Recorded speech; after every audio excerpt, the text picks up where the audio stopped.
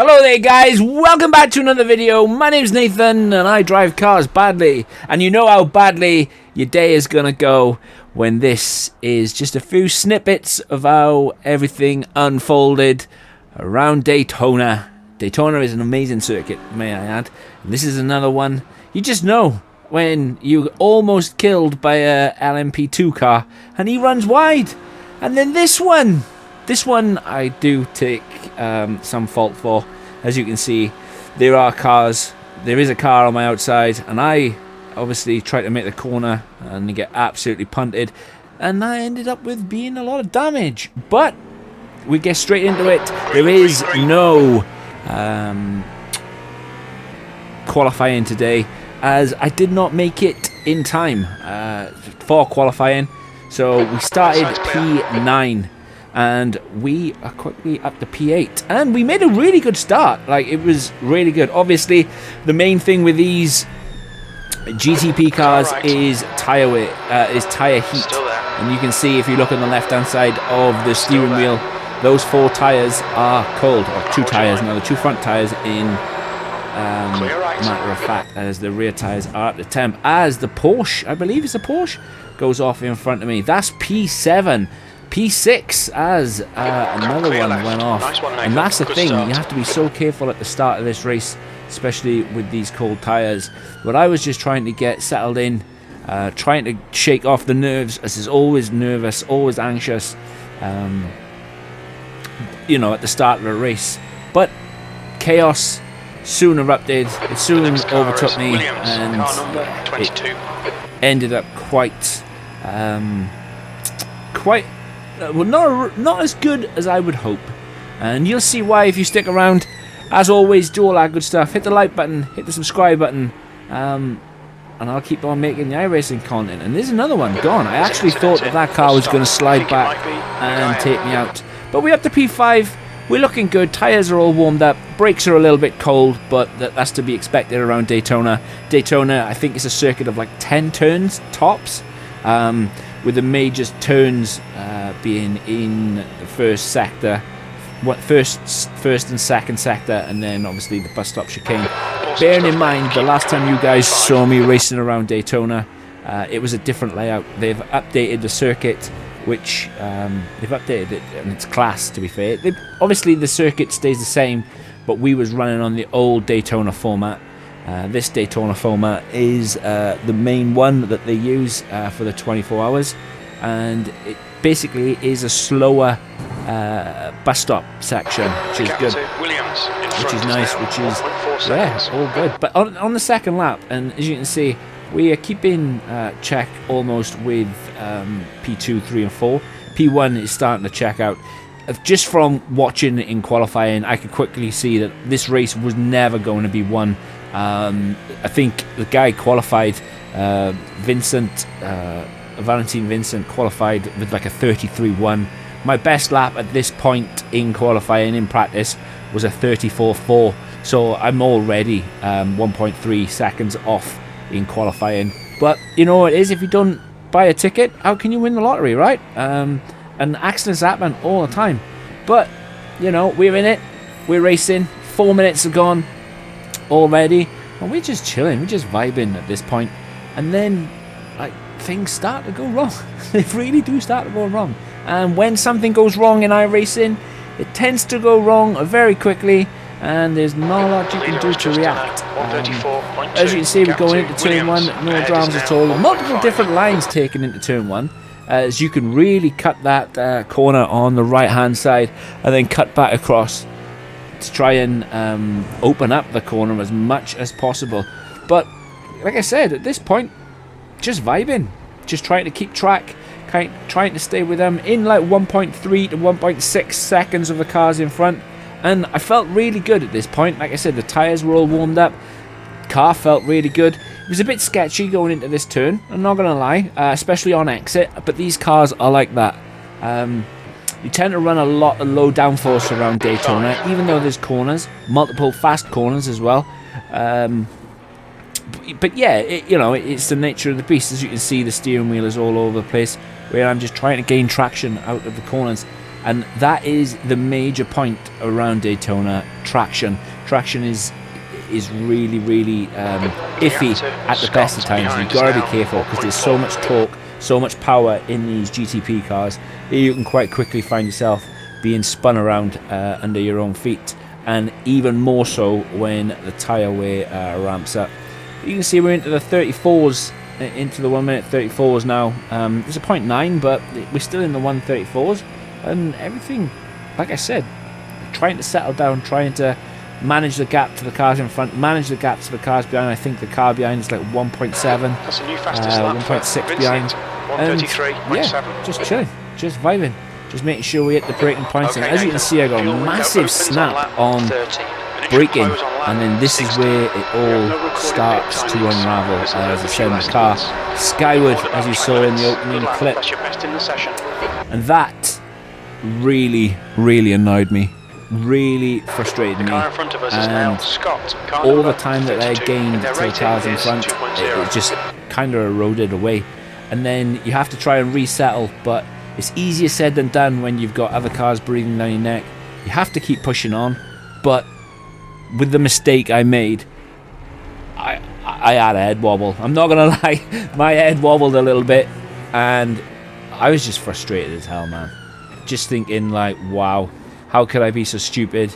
I believe turn 1 was my fault. Probably got over eager on the braking pedal, but I was lucky to save the snap, to be honest, because I can remember back whilst I was actually under braking, the car at one point was heading straight towards the wall, and if the car had hit the wall, that would have been it. That would have been game over. And it was just so frustrating for me, because as you can see, the cars behind are catching. I was faster than the car in front, but it's easier than said than done than trying to catch back up, especially knowing full well that there are LMP2 cars in this race, there are GT3 cars in this race, and as soon as you hit the back of the GT3 cars, the gap extends. It can come down, but it can also extend, and P6. I could not get my head around what happened, and I probably dwelt on what, why, where and when far too long during this race, and I just took my eye off the ball. I really did. I was pushing to try and catch the car in front, because if you get within a second, you can get in the slipstream, and then the pair of you then can push on. But obviously, with the cars behind being in my slipstream, they have a boost. Obviously, you get a boost with slipstream, and it was really difficult to keep them out, to keep them away, and that is pretty much how this race goes. Just mistake after mistake after mistake, and you'll see, yeah, it's the worst mistake is yet to come, and it was a complete and utter avoidable mistake, but a mistake nonetheless, and one I absolutely rude, and yeah, just frustrating. But that's racing, right? Not all races are the same. We've done, what, 3 videos now? Monza, Canadian Motor Park, and now Daytona. Next week it's Nürburgring, and I have no doubt that next week will be absolutely different as well. But yeah, like I said, I spent far too long concerned about a mistake that happened 2 laps or 3 laps ago now, rather than trying to get over it, trying to push on, trying to crack on. And obviously every time I went into turn 1, I was braking that little bit earlier, that little bit harder, because obviously try and slow the car down. But then that meant I lost more time to the car in front, I lost more time to the cars behind, and at this point I was just going backwards, because in my own head I was still reeling from that mistake I made. As you can see, like the Paco I was with just a couple of laps prior, I was only 1.5 seconds off them, but they are now suddenly 7.5, nearly 8 seconds down the road in front, and that's just the margins you're dealing with, especially around a circuit like Daytona, because of how fast it is. Like I said, 10 turns, and you mess up in one turn, and that reverberates all throughout the remaining 9 turns. And yeah, Incident it is what it full is. stop. But I will show you all the good parts. You know, we had a win last week. Really, really great race. And I'll show you all the worst parts. And I feel Daytona, for me, is one of the... This is probably one of the... It's up there. It's up there with one of the worst races I've had. I've had worse races. Monza was a cracker on the live stream, but as you can see, we skipped on. We're catching up to all the cars behind now, and yeah, everything's looking good. Get blocked off by the Ferrari, but it's to be expected. And then this is the part again now where you start losing time. GT3 cars, Daytona is that good of a circuit. It brings out everybody.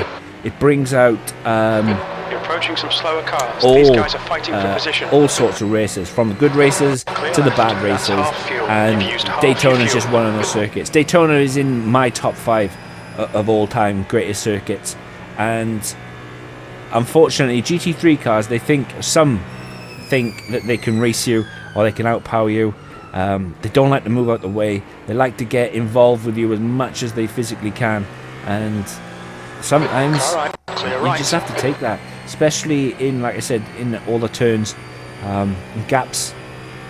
You know, you can pull gaps, and gaps can come down, and that's what happened. As you can see, we're approaching slower cars. I know I can see that the other GTP car is going to my outside, but he backs off. And then obviously with what happened to me a couple of laps ago, I lift off early to try and brake. He absolutely slams into the back of me and gives me damage. And then the car was never the same afterwards. And it's not until you actually get into the pit stop Slower class car ahead. you can see just how much damage we actually had. And yeah, with that, I was devastated. You have damage around a circuit that you're already struggling for traction, and especially damage on the rear end, and everything becomes amplified. The car was never the same after this, and right now it's just damage limitation and trying to race, trying to hold off everybody behind, really struggling for traction, more so than where I was. And there's just no way I can get the car fixed. If I stay in the pits and get the car fixed, that's it, it's game over. But further on, I was unable to keep the GTP cars behind, so I've dropped the P8, and as you can see that they've pulled gaps on me, as the car that hit me in the rear seemed to have driven away with no damage at all, because they were absolutely fine.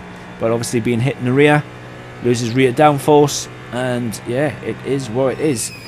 Pit stops are fast approaching though, and coming up on a slower class car. I'm thinking about boxing this lap or next lap. I was going to do the opposite of what the car was going to do in front. However, as you can see, I'm into the 36s. That's partly obviously slow moving traffic, that's partly due to damage, but he stayed out, the car in front stayed out another lap. That's what I was going to do, and I was going to try and go a lap more, but decided against it. But pit stops are coming, and I'm just trying to manage and keep up with the car in front now, which is difficult. If you keep watching the steering wheel, you can see just how much the steering wheel snaps around. And yeah, it's just all to do with rear downforce at this point, trying to get on traction, and the wheels are just spinning up. But it is where it is. Daytona has never been an easy circuit for me. Daytona for me is like Mexico in F1. I either have a really, really good race or a really, really bad race. Some circuits are like that. And it tends to, when it goes wrong heavily. But again, it is what it is. And I enjoy racing. I really do. And crashes and bad races are just as a part of racing as much as possible, isn't they? You know, you get what you get, and like you said, if you don't buy a ticket, how can you win the lottery, right? But into the bus stop, again the gap is still 1.1, 1.4 now coming out of the bus stop, really struggling to nail the second exit of the bus stop. simply because the car is sliding around too much. And yeah, it's going to just be the nature of the beast. However, I had a shout from pit crew about fuel. See what I did wrong here. Let's have a look if you can see what I can see. Did you notice? Well, let me tell you what happened. I didn't follow the car in front. He went through the cones. I didn't. And not only am I in the pits, hit my marks, no problem, with a little lockup. Not only do I get an optional repairs of 48 seconds, as well as the pit, I had to serve a black flag as it was deemed as I entered the pits unsafely, which wasn't great. Wasn't great at all. So after the 40-second penalty and the pit stop, I was nearly a minute behind. Slower class car ahead. And that dropped me to P8, unfortunately. And I'll be honest, P8 is where I stay. Again, through all the stupid mistakes I made, you know, locking up and almost losing the car at turn 1, to getting almost smashed by a GTP car, sorry, an LMP2 car, and then the not entry into the pit properly. Yeah, it's, everything was compounded, and what can you do in such a short race? You know, one thing I would like to see introduced in these races is yellow car, safety cars. Not all the time, obviously, but with a safety car, it gives you a chance to, or an opportunity to catch back up. You know, these are 45-minute races, and 1 or 2 safety cars a race nullifies the race and gives everybody a chance to bunch back up. Not only that, not just for, not for me, for everyone, because, you know, when you get hit, get damage, yes, I know in the IMSA rules, if you box, you have to then rebox when the course goes green. But yeah, it would be just another aspect of it. But right now I'm at damage limitation and continue on damage limitation right until the very end. I think there's P7. Your lap time was 1:36. 8 minutes left, or just under 8 minutes left of this race. Like I said, P8. It's not bad considering I started P9, P10. So yeah, I moved on a few places, but considering where I was after lap 2 to where I am now after lap 23, it is really frustrating, and I was really hard on myself afterwards, simply because of just the sheer stupidity. You know, if I had not made all those mistakes, it would have been so much better, so much better. You know, tyre wear is kicking in now. Damage is obviously exacerbated because of tyre wear. I'm having to deal with absolute. Okay, Nathan. You're coming up on some slower cars. These guys I say idiots. On your right. That's harsh because it's not their fault. At the end of the day, they're slower moving cars, and you have to navigate them. But at the time, because it just seemed that if anything could go wrong, it did go wrong, and the majority of it was just my own fault. And obviously, when you've had a bad race through multiple mistakes that you've made, which I did, and you know, I take no satisfaction in doing any of those mistakes. It's just exacerbated, and when you're in the seat, it's hard to decompress and then move forward. Some people can do it, no problem at all. Me, I struggle, especially when I know that I'm so much better than what I actually show here, because when I'm in the zone, in practice, I know, you know, I was in the mid-34s all the time, and if I could have stayed in the mid-34s, I would have been lapping the same pace as P3, but and it's not always the case, and it's not me blowing my own trumpet, it's just, I'm just trying to give facts of the matter.